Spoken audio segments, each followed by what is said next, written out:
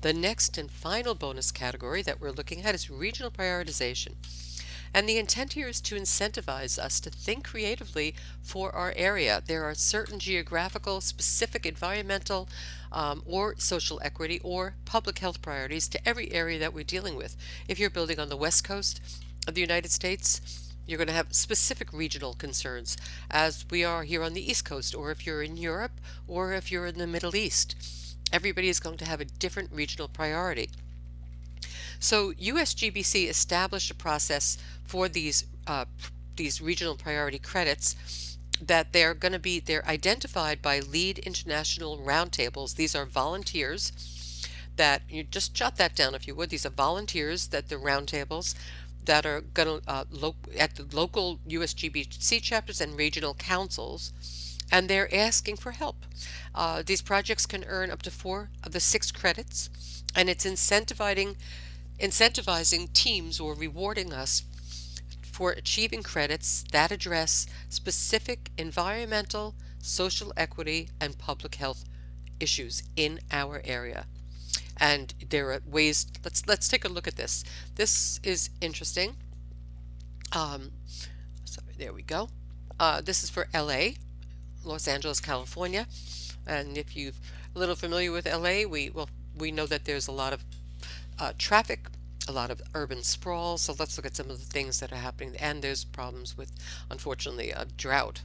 Well, energy performance is going to be a reward for anybody. So, of course, that's going to be the first one because we know that's the #1 impact category. The second one that they're looking at is density and diversity uses. That's addressing urban sprawl. So it's rewarding buildings in the LA area to build in these city lines rather than advancing sprawl, which is endless in many cities, and notably in Los Angeles.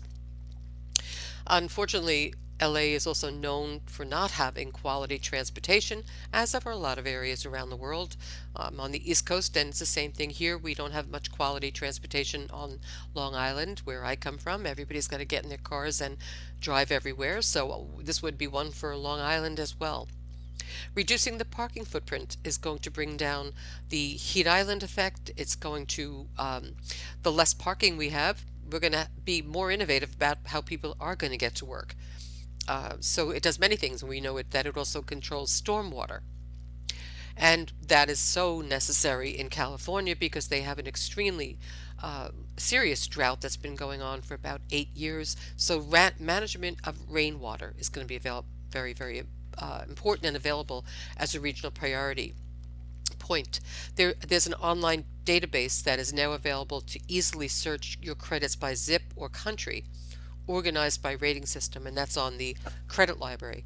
So again, it's a database that's very easy for us to use to search our credits by zip or country, and it's organized by the rating system on the USGBC website.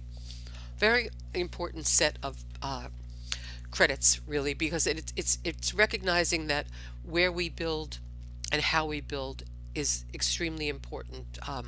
We can look at more and more some case studies on that about how internationally this would play out and how it has become very, very important.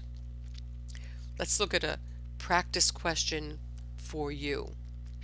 What are the requirements when submitting a credit with innovation and design? And this would be a choose 3, and I just want to take this opportunity to remind you people, read your questions very carefully during your test, whether it's choose 1, 2, or 3. A lot of people get it wrong by just choosing 1.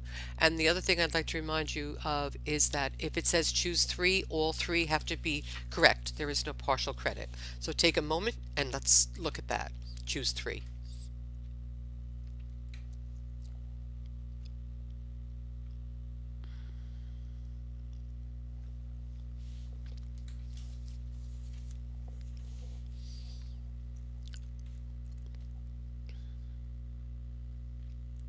Okay, let's go through them.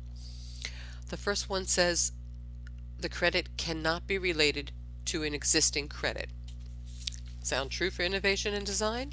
Absolutely. Can't be related to an existing credit. The credit has to have an intent. Absolutely. It has to be set up exactly the way any other credit would be set up. The credit must be related to an existing credit. No, that's not true. In fact, what is that true of? What type of credit would that be? Give you a second to think about that.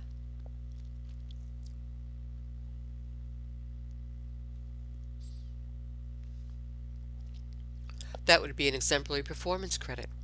And let's continue. The credit must submit requirements for compliance. Yes, D is correct. The credit must be specific to that region. No, which one would that be? Right, regional prioritization. Good. So the correct answers for the innovation for these three here are A, B, and D. A, B, and D.